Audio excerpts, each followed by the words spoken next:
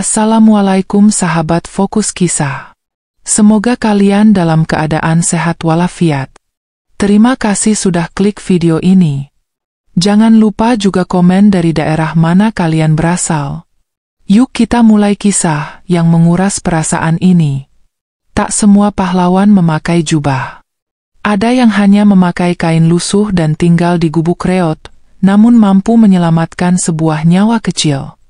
Inilah kisah cinta tak bersyarat antara seorang nenek renta dan bayi terlantar yang tumbuh jadi cahaya dunia. Fajar masih menggeliat malu-malu di balik awan saat langkah kaki nenek Karsih menyusuri jalan setapak menuju pasar kecil di ujung desa. Suara tonggeret bersahut-sahutan di antara pohon-pohon pisang yang berjajar tak rapi. Udara pagi itu dingin menggigit, membuat sendi-sendinya yang renta terasa ngilu tiap kali ia melangkah. Dengan keranjang bambu reot tersandang di punggung, ia berjalan tertatih sambil sesekali menahan napas panjang. Sudah puluhan tahun ia hidup seorang diri, menggantungkan hidup dari hasil kebun kecil di belakang gubuknya, kebun yang kini lebih banyak ditumbuhi ilalang dibanding tanaman. Hari itu, ia hanya membawa seikat daun singkong dan beberapa ketela dari ladang kecilnya yang tanahnya mulai keras dan retak-retak karena kemarau. Hasilnya tidak seberapa, tapi ia tetap bersyukur. Setidaknya bisa beli beras untuk makan hari ini. Namun langkahnya terhenti mendadak saat telinganya menangkap suara lirih, nyaris tertelan semilir angin pagi. Tangisan, ya, suara tangisan kecil dari balik semak belukar di pinggir jalan setapak. Nenek Karsih menoleh ke kanan dan kiri, mencoba memastikan dari mana suara itu berasal. Degup jantungnya berpacu tak menentu. Ia perlahan-lahan mendekati sumber suara. Suara tangisan itu makin jelas, serak dan lemah, seperti suara yang datang dari makhluk mungil yang sedang menanti maut. Astagfirullah, suara apa itu? Gumamnya. Ia menyingkirkan dedaunan dan ranting kering yang menutupi semak dan matanya terpaku. Di bawah pohon pisang yang daunnya sudah layu, terbaring seorang bayi kecil, telanjang dada, hanya diselimuti sehelai kain lusuh yang tak cukup menutupi tubuh mungilnya. Tubuh bayi itu menggigil, kulitnya pucat dan tangisannya terdengar putus asa. Ada semut yang mulai merayapi leher dan lengannya. Kain tipis yang menutupi tubuhnya basah terkena embun, dan perutnya terlihat kembung seperti sudah lama tak diberi susu. Mata nenek Karsih membulat, lalu membasah dalam sekejap. Air matanya tumpah tanpa bisa dicegah. Ia berjongkok, lututnya bergetar. Tangan tuanya menyentuh pipi bayi itu perlahan. "Ya Allah, siapa yang tega meninggalkanmu di sini, nak?" bisiknya parau. Tangannya meraih tubuh mungil itu dan mengangkatnya ke dalam pelukan. Bayi itu masih menangis, meski suaranya makin pelan. Jantung nenek Karsih terasa diremas. Ia tahu, jika ia tinggal pergi tanpa membawa bayi ini, mungkin besok pagi yang tersisa hanyalah tubuh kaku dan dingin. Tapi ia sendiri tak punya apa-apa. Rumahnya reot, penghasilannya tak menentu, hidupnya sudah berat. Namun hati kecilnya berteriak, bagaimana bisa membiarkan bayi ini mati? "Tenang ya, nak. Nenek bawa kamu pulang. Kamu jangan takut ya," ujarnya sambil mencium kening bayi itu dengan bibir yang gemetar. Bayi itu sedikit diam, mungkin karena merasa hangat dalam pelukan. Atau mungkin karena untuk pertama kalinya, tubuh kecil itu merasakan cinta. Nenek Karsih membungkusnya dengan kain tipis yang ia bawa, lalu mengganti posisi keranjangnya ke tangan kiri. Kini, ia membawa dua beban. Satu di tangan, satu di dada, yang satu ketela untuk dijual, yang satu lagi adalah kehidupan yang tak tahu siapa ibunya. Saat melangkah kembali ke arah pasar, tubuhnya mulai terasa berat. Tapi bukan berat karena keranjang, melainkan beban tanggung jawab yang kini melekat di pundaknya. Di sepanjang jalan, pikirannya berkecamuk. Bagaimana aku kasih dia makan? Di rumah tak ada apa-apa. Uangku tak cukup beli susu. Aku pun kadang hanya makan nasi dan air garam. Tapi tiap kali memandang wajah mungil itu yang tertidur di dadanya, rasa ragu itu seperti menguap. Tiba di pasar, beberapa tetangga menatapnya dengan heran. Pasar kecil itu memang tak pernah luput dari perhatian warga. "Loh, Nek, itu siapa?" tanya seorang ibu penjual sayur. Nenek Karsih menjawab singkat, "Anak yang ditinggal orang tuanya di jalan." Seorang pedagang lain mengerutkan kening. "Loh, nenek mau rawat? Apa kuat?" Nenek hanya tersenyum. "Kalau Tuhan nitipkan makhluk sekecil ini ke saya, masa saya tolak?" ucapnya lirih. Perasaan iba mulai menjalar di antara beberapa orang. Ada yang menyumbang sebotol susu formula, ada yang memberi popok bekas layak pakai. Pasar yang biasanya hanya tempat jual beli, hari itu menjadi tempat lahirnya kepedulian. Meskipun tak semua mendukung, sebagian mencibir, "Udah tua kok ngurus bayi." Tapi Nenek Karsih tak peduli. Ia hanya memeluk bayi itu lebih erat dan membisikkan, "Nenek punya cinta, itu cukup." Di rumah, yang hanya berdinding anyaman bambu dan berlantai tanah, Nenek Karsih menidurkan bayi itu di atas kain sarung bekas. Ia menyuapi sedikit demi sedikit susu yang tadi diberi oleh tetangga, sambil bernyanyi pelan. Suaranya serak, tapi penuh kasih. Bayi itu kini tenang, matanya yang tadi sembab perlahan tertutup. Nenek duduk di sebelahnya, mengelus perut kecil yang sedikit kembung, berharap malam ini ia bisa tidur tanpa menangis lagi. Malam itu, untuk pertama kalinya dalam hidupnya yang sepi, Nenek Karsih tak merasa sendirian. "Rafa, itu namamu ya?" "Rafa," dari kata rahmat. "Kamu adalah rahmat Tuhan buat nenek," ucapnya sambil memandangi wajah polos itu. Ia tahu bayi ini bukan darah dagingnya, tapi entah kenapa, ia merasa seperti telah melahirkan cinta dari rahim hatinya sendiri. Tak ada suara malam yang menakutkan, tak ada dingin yang menusuk, semua sirna oleh detak jantung mungil yang kini jadi alasan hidupnya. Paragraf 5, diperluas. Hari-hari berikutnya menjadi perjuangan. Nenek harus mencari daun singkong lebih banyak, menambah waktu kerja di ladang orang agar bisa membeli kebutuhan bayi itu. Ia sering pulang dengan kaki bengkak dan tangan kapalan, tapi tetap tersenyum saat membuka pintu dan melihat Rafa menunggu dengan tangannya terentang.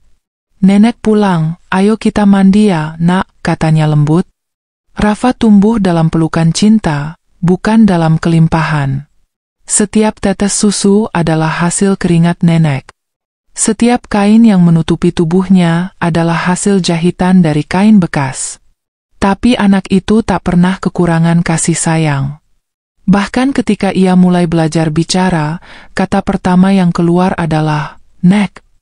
Bagi Nenek Karsih, semua kesulitan itu terbayar lunas saat melihat Rafa tertawa. Meskipun sakit pinggang makin menjadi, meskipun uang selalu pas-pasan, ia tak pernah menyesali keputusannya membawa pulang bayi itu. "Kalau saja aku tinggalkan kamu waktu itu, mungkin sekarang aku sudah menyesal seumur hidup," ucapnya suatu malam saat Rafa tidur di pelukannya. Rafa tumbuh perlahan dalam balutan kasih sayang seorang nenek yang nyaris tak punya apa-apa selain cinta. Waktu berjalan, gigi pertamanya tumbuh. Lalu ia belajar duduk, berdiri, hingga bisa berjalan sendiri dengan langkah goyah. Setiap kali Rafa jatuh, Nenek Karsih adalah tangan pertama yang memeluk dan menenangkan. "Jatuh itu biasa, Nak. Yang penting kamu bangun lagi," bisiknya sambil mengelus rambut Rafa yang mulai memanjang dan keriting. Rumah bambu mereka yang sempit kini penuh dengan tawa kecil dan suara langkah kaki mungil. Malam-malam mereka dihiasi suara ceracau Rafa yang belum jelas, tapi cukup membuat hati nenek bahagia. Di bawah lampu minyak yang menggantung dari kayu atap, Nenek Karsih sering membisikkan doa-doa sebelum tidur. "Ya Allah, jagalah anak ini. Aku ini hanya orang tua renta. Tapi selama napas ini masih ada, aku akan rawat dia sebaik yang kubisa." Kadang, suara azan subuh membangunkan mereka saat Rafa masih meringkuk dalam pelukan hangat sang nenek. Nafasnya yang tenang membuat nenek merasa, inilah surga kecilku, meski lantainya tanah dan dindingnya rapuh. Suatu malam, saat hujan deras mengguyur atap bocor mereka, petir menggelegar begitu keras hingga Rafa menangis ketakutan. Nenek buru-buru memeluknya dan menyanyikan lagu pengantar tidur yang ia ciptakan sendiri. Tidurlah Rafa, tidurlah sayang, dunia boleh gaduh tapi hati tetap tenang. Dan malam itu, Rafa tidur di pelukan yang paling aman di dunia. Bukan ranjang empuk atau selimut tebal, tapi dada seorang nenek yang tak pernah meninggalkannya. Seiring waktu, Rafa mulai ikut membantu kegiatan nenek meski tubuhnya masih kecil. Saat usianya baru 5 tahun, ia sudah bisa membawakan daun singkong dalam kantung plastik bekas sambil menggandeng tangan nenek ke pasar. Setiap kali ada pembeli, Rafa akan tersenyum dan menyapa, "Bu, beli daun singkongnya ya, enak buat sayur lodeh." Ucapannya yang polos seringkali membuat pembeli tersenyum dan membeli walau tak butuh. Nenek Karsi sangat bangga. Meski dalam diam ia juga sedih karena cucunya harus tumbuh di jalan hidup yang berat. "Maafkan nenek ya, Rafa, kamu harus bantu dari kecil," bisiknya suatu malam saat memijat kaki kecil Rafa yang mulai lecet. Tapi Rafa hanya menjawab, "Rafa senang bantu nenek, nenek kan udah tua." Kata-kata itu membuat air mata nenek menetes. Ia tak pernah mengajarkan Rafa untuk mengasihani, hanya untuk menyayangi. Kadang, Rafa pulang dengan tangan penuh luka karena tergelincir di ladang, atau lutut berdarah karena jatuh saat membantu mengangkat barang. Tapi ia tak pernah mengeluh. "Nek, nanti Rafa jadi orang kaya ya." "Rafa mau beliin nenek rumah dari batu, yang atapnya gak bocor," ucap Rafa sambil menunjuk langit-langit anyaman yang sudah sobek. Nenek tertawa mencubit hidung Rafa, "Amin, nak. Kalau kamu jadi orang sukses, jangan lupa jadi orang baik." Namun hidup tak selamanya lembut seperti doa seorang nenek. Suatu pagi, saat Rafa pulang dari membantu tetangga mengambil air di sumur, ia menemukan nenek terbaring lemah di dipan bambu. Napasnya berat, matanya sayu. Wajahnya pucat, tangan yang biasa menyapu rumah kini gemetar bahkan untuk menggenggam sendok. "Nenek kenapa?" "Nenek lapar," tanya Rafa panik, mendekap tangan nenek yang terasa dingin. Dengan suara pelan, nenek menjawab, "Mungkin nenek masuk angin, nak." Badan nenek pegal semua. Tapi Rafa tahu ini lebih dari sekadar masuk angin. Ia langsung mengambil air dari kendi, mengompres dahi nenek, dan membuatkan bubur encer dengan sisa beras terakhir di rumah. Saat menyuapi, tangannya gemetar, matanya mulai berkaca-kaca. "Nenek harus sembuh. Rafa belum bisa hidup tanpa nenek," ucapnya sambil menahan tangis. Beberapa hari berikutnya, kondisi nenek belum membaik. Rafa mencoba segalanya. Ia bahkan mengetuk rumah tetangga, meminta tolong memanggil bidan desa. Tapi jarak terlalu jauh dan biaya terlalu mahal.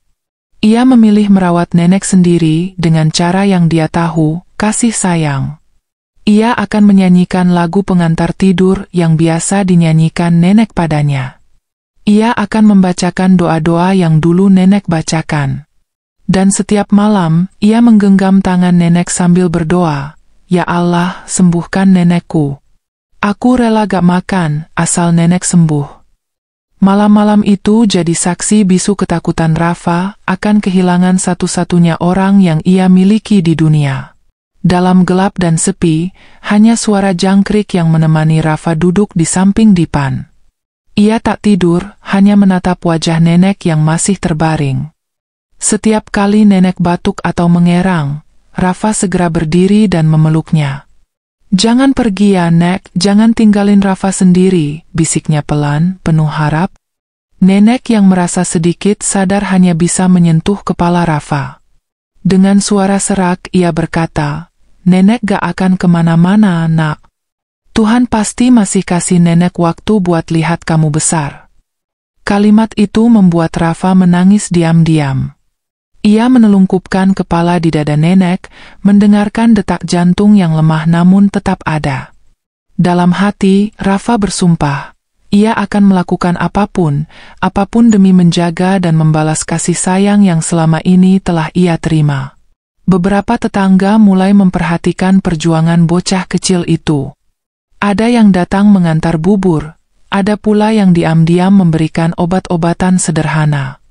"Kamu anak hebat, Rafa, jarang ada anak sekecil kamu bisa begitu sabar," kata seorang ibu tetangga. Tapi Rafa hanya tersenyum dan berkata, "Aku cuma sayang sama nenek." Sederhana, tapi tulus. Dan cinta seperti itulah yang perlahan menyembuhkan tubuh renta itu. Waktu terus berjalan. Setelah beberapa minggu, kondisi nenek mulai membaik. Ia masih lemah, tapi sudah bisa duduk dan memeluk Rafa seperti dulu. Semangat Rafa pun kembali tumbuh. Kini ia lebih bertekad untuk sekolah. Meski harus berjalan kaki sejauh 5 km ke SD di kecamatan, ia tak pernah mengeluh. Kadang ia berangkat dengan sandal jepit yang sudah bolong, kadang hujan membuat bajunya basah kuyup. Tapi wajah Rafa selalu bersinar karena ia membawa harapan di dalam dadanya. Setiap pulang sekolah, ia akan menceritakan semua pelajaran kepada nenek. "Tadi belajar huruf hijaiyah, Nek. Rafa udah hafal alif sampai ya," katanya bangga. Nenek akan tersenyum sambil berkata, "Pintar cucu nenek. Belajar yang rajin ya, biar bisa jadi orang hebat." Bahkan ketika Rafa mendapatkan nilai jelek, nenek tak pernah marah. Ia hanya memeluknya dan berkata, "Nilai itu bukan segalanya. Yang penting kamu jujur dan terus belajar." Di usia yang masih sangat muda, Rafa sudah tahu apa itu perjuangan. Ia belajar bukan hanya dari buku, tapi dari kehidupan. Ia tahu bagaimana rasanya lapar, bagaimana rasanya dingin saat atap bocor, dan bagaimana rasanya kehilangan harapan, namun ia tetap berjalan. Karena setiap langkahnya adalah janji kepada nenek, bahwa suatu hari nanti, ia akan mengubah nasib mereka. "Aku gak boleh kalah," ucap Rafa dalam hati, setiap kali merasa letih di jalan pulang sekolah. Tahun demi tahun berlalu. Rafa kini duduk di bangku SMP. Tubuhnya sudah mulai menjulang, wajahnya semakin mirip dengan laki-laki dewasa, meski masih tersisa kelembutan masa kecil dalam sorot matanya. Di sekolah, Rafa bukan anak yang mencolok. Ia pendiam, sederhana, tak pernah memakai sepatu baru. Tapi guru-gurunya mengenalnya sebagai anak cerdas dan sopan. "Ibu, Rafa selalu datang paling pagi," kata Bu Ningsih, guru bahasa Indonesia. "Dan dia nggak pernah absen tanpa alasan." Di rumah, Rafa tetap menjadi tumpuan harapan nenek. Meski fisik nenek sudah melemah, ia tetap semangat memasakkan nasi dan sayur bening untuk cucu kesayangannya. "Nek, jangan masak yang repot-repot ya," ucap Rafa suatu pagi. "Rafa bisa makan apa aja kok." Tapi nenek selalu menjawab, "Kalau kamu nggak makan enak, hati nenek nggak tenang." Pagi itu, sebelum berangkat sekolah, Rafa mendekati nenek yang sedang duduk di kursi bambu reot. "Doain Rafa ya, Nek. Hari ini ada ujian." Nenek memeluknya lembut. "Insya Allah, doa nenek selalu ngiringi langkah kamu, Nak." Rafa mencium tangan nenek, lalu melangkah pergi dengan tas yang sudah mulai sobek di pinggirnya. Langkahnya cepat, semangatnya membara. Ia tahu, ilmu adalah jembatan menuju masa depan yang bisa mengubah segalanya. Saat sore menjelang, Rafa biasanya pulang sambil membawa kabar gembira. Nilai ulangan tinggi, dipilih jadi ketua kelas, atau kadang hanya cerita lucu dari teman-temannya. Tapi hari itu berbeda. Rafa pulang dengan langkah lebih lambat dari biasanya. Ia membuka pintu rumah pelan-pelan dan melihat nenek tertidur di depan. Udara sore dingin, dan nyamuk mulai beterbangan di dalam rumah. Rafa mengambil kain tipis untuk menyelimuti tubuh nenek dan duduk di sampingnya. Tak lama, nenek terbangun. "Kamu udah pulang, Nak?" tanyanya pelan. Rafa mengangguk, tapi wajahnya murung. "Nilai Rafa turun, Nek. Ujian matematika jelek banget." Nenek tersenyum, mengelus punggung Rafa. Nak, dalam hidup kadang kita naik, kadang turun. Nilai itu bukan segalanya. Nenek bangga kamu tetap jujur dan gak nyontek. Kalimat itu membuat Rafa menangis pelan di pelukan nenek. Malam itu, mereka makan hanya dengan nasi dan garam. Tapi suasana terasa hangat karena cinta yang tak pernah kekurangan. Rafa mengusap air matanya dan berjanji, Rafa akan belajar lebih giat. Rafa gak mau bikin nenek sedih. Nenek mencubit pipinya pelan. Nenek gak pernah sedih karena nilai kamu, Rafa. Nenek cuma sedih kalau kamu menyerah. Dan kata-kata itu menjadi lentera bagi Rafa untuk terus menapak, meski jalan hidupnya tak mudah. Usia nenek yang kian renta mulai menunjukkan gejalanya. Tangannya yang dulu cekatan kini sering gemetar. Kakinya bengkak jika berdiri terlalu lama. Kadang ingatannya samar, sering lupa meletakkan barang. Suatu sore, saat Rafa pulang, ia menemukan nenek berdiri di dapur memegang panci yang tak dinyalakan. "Nenek lagi masak apa?" tanya Rafa lembut. Nenek tersenyum canggung. Nenek lupa, tadi mau bikin apa ya?" Rafa hanya bisa menatapnya dengan mata yang berkaca. Ia mendekat, membantu nenek duduk, lalu mengambil alih semua pekerjaan rumah. Malam itu, Rafa duduk sendirian di depan rumah, memandangi bintang. Angin malam bertiup pelan, dan di benaknya muncul satu ketakutan. Bagaimana kalau suatu hari nenek pergi lebih dulu? Ia menahan napas, menolak membiarkan pikiran itu berlarut. Tapi kenyataan tak bisa dihindari.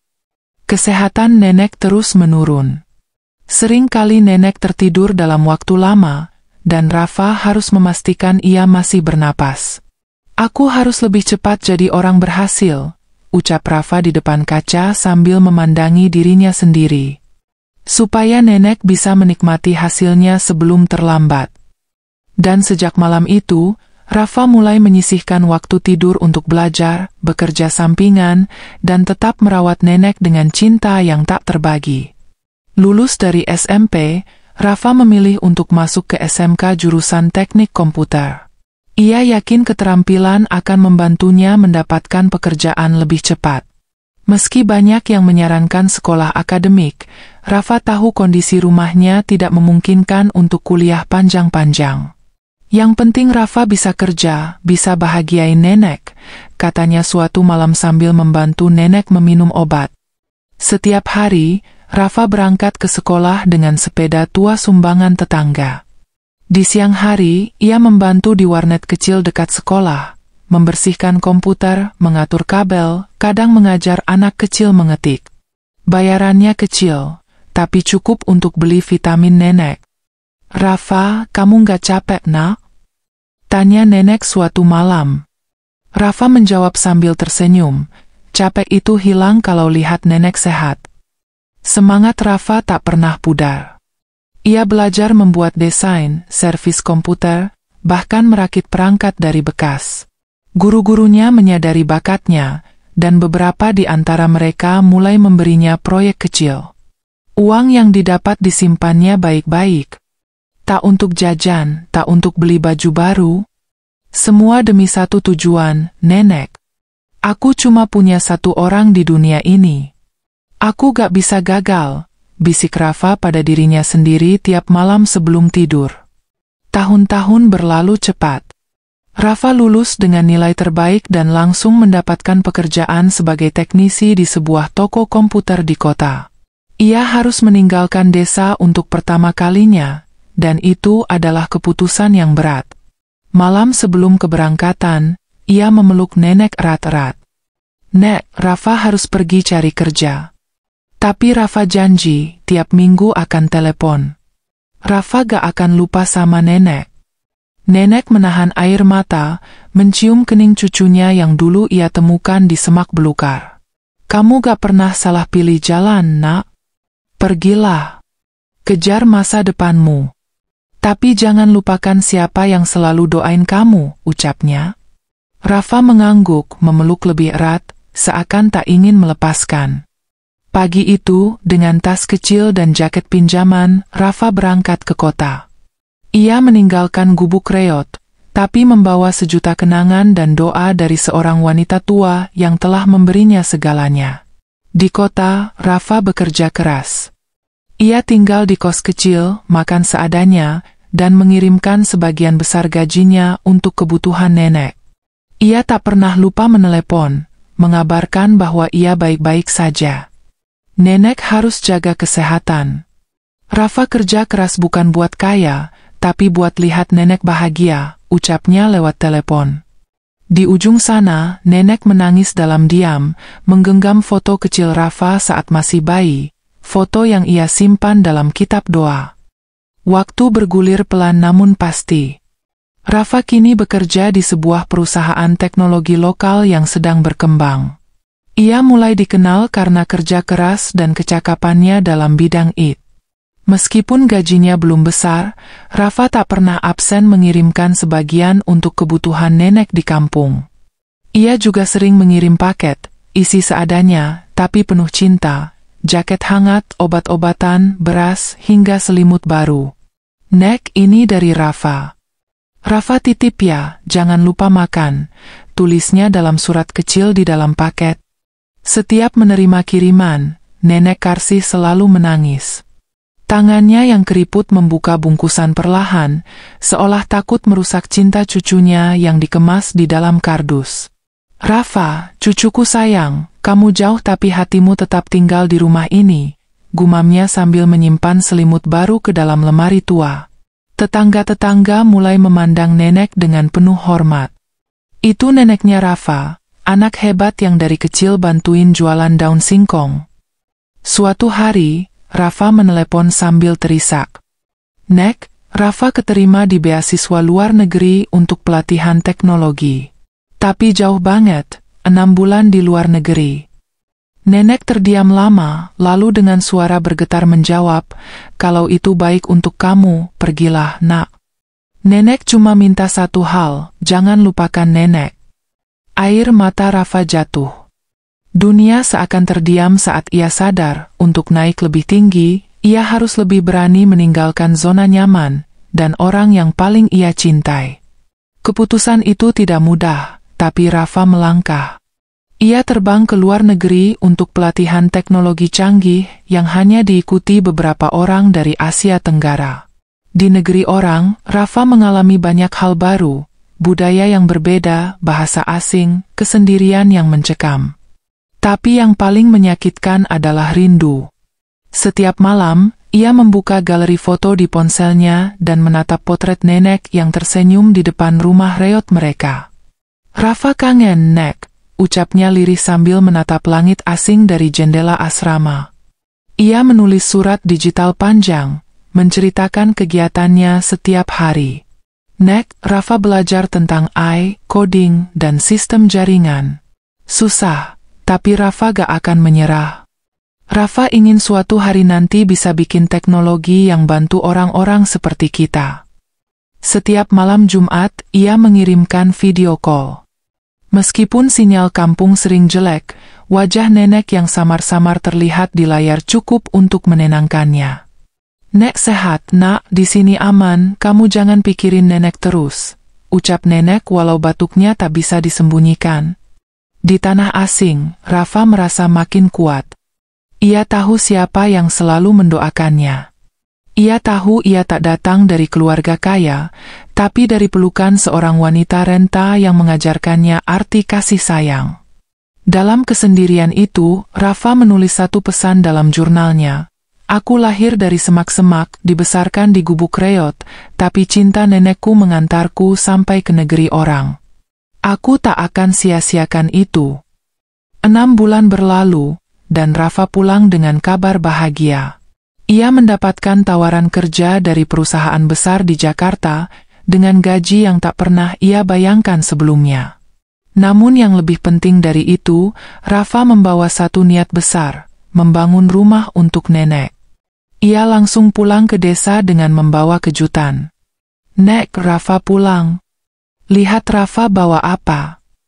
teriaknya sambil menghambur memeluk nenek yang tubuhnya semakin ringkih. Mereka menangis bersama di pelataran rumah yang dulu jadi saksi hujan bocor dan malam lapar. "Nek, Rafa bawa uang untuk bangun rumah baru.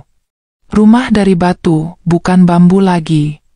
Kamar nenek bakal ada jendelanya, tempat tidur empuk, gak dingin lagi," ucap Rafa dengan semangat. Nenek hanya menatapnya lama, air matanya tumpah. "Kamu benar-benar menepati janji kamu, Rafa," katanya pelan. "Tapi buat nenek, rumah terbaik adalah pelukan kamu." Meski demikian, Rafa tetap memulai pembangunan rumah itu. Ia mengawasi tukang, mendesain kamar khusus untuk nenek, bahkan menambahkan taman kecil dengan bunga kesukaan nenek, kenanga dan melati. Seluruh desa ikut menyaksikan perubahan itu. Gubuk reot yang dulu berdiri rapuh, kini berganti menjadi rumah sederhana yang kokoh dan bersih. Tapi di balik semua itu, yang terpenting bukanlah dinding atau atapnya, melainkan cinta dan perjuangan yang tertanam di setiap sudutnya. Hari-hari tenang datang. Nenek kini tinggal di kamar dengan jendela menghadap matahari pagi. Ia bisa duduk di kursi rotan sambil menonton televisi kecil pemberian Rafa. Di luar, Rafa mulai mengembangkan usahanya sendiri. Ia membuka kursus komputer gratis untuk anak-anak desa. "Kita harus bantu mereka yang seperti kita dulu, Nek," ucapnya saat menceritakan rencananya. Nenek mengangguk dengan bangga. "Kamu gak cuma pintar, Rafa, tapi juga punya hati." Setiap sore, Rafa dan nenek duduk berdua di beranda. Mereka menikmati teh hangat dan pisang goreng. "Nek, ingat waktu dulu kita cuma makan nasi sama garam?" tanya Rafa sambil tertawa. Nenek tersenyum sambil menepuk lututnya. "Iya, tapi tetap terasa nikmat karena kita makan bareng." Kenangan-kenangan masa lalu kini jadi cerita lucu, meski dulu begitu pahit. Dan di setiap tawa, ada air mata syukur yang tersembunyi. Namun waktu tetap berjalan. Suatu malam, nenek tertidur lebih awal. Rafa membetulkan selimutnya, mengecup keningnya seperti nenek dulu melakukannya untuknya. Ia duduk di samping ranjang, menatap wajah tenang itu. "Terima kasih ya, Nek. Kalau bukan karena nenek, Rafa mungkin masih jadi anak jalanan, atau gak tahu entah di mana." Hatinya hangat, penuh cinta. Ia tahu, tak ada harta yang cukup untuk membalas jasa wanita tua itu. Pagi itu, sinar matahari menembus celah tirai jendela. Burung-burung berkicau, angin semilir membelai dedaunan. Tapi di dalam kamar, keheningan menyelimuti. Rafa membuka pintu pelan dan memanggil, "Nek, bangun, yuk kita sarapan." Tapi nenek tak menjawab. Wajahnya tetap tenang, seolah masih tidur. Rafa mendekat, menggenggam tangan keriput itu, dan merasakan dingin. Ia terdiam. Dunia seolah berhenti. Suara burung pun tak terdengar lagi. Air mata Rafa jatuh begitu saja. Ia memeluk tubuh yang tak lagi bernyawa itu sambil berbisik, "Nenek sudah pulang ya?" Tangisnya pecah, menggetarkan seisi rumah. Tapi di tengah kehilangan yang tak terperi, Rafa tahu, nenek telah pergi dengan tenang, dalam pelukan rumah yang ia bangun dari cinta, dalam kedamaian hidup yang ia perjuangkan sejak dulu. Ia telah menepati janjinya, dan nenek telah melihatnya tumbuh menjadi lelaki sejati. Pemakaman nenek dihadiri banyak orang. Warga desa datang membawa bunga, mengenang sosok wanita tua yang dengan cinta dan sabar membesarkan anak yatim di tengah kekurangan. Rafa berdiri di depan pusara sambil menggenggam batu nisan. "Nek, istirahat ya. Rafa akan lanjutkan semua perjuangan kita. Rafa akan terus berbagi, seperti yang nenek ajarkan." Ia menatap langit yang biru, dan untuk pertama kalinya, ia tersenyum dalam tangis. Karena ia tahu, cinta tak pernah mati. Ia hidup selamanya, dalam kenangan, dalam perjuangan, dan dalam setiap langkah Rafa ke depan.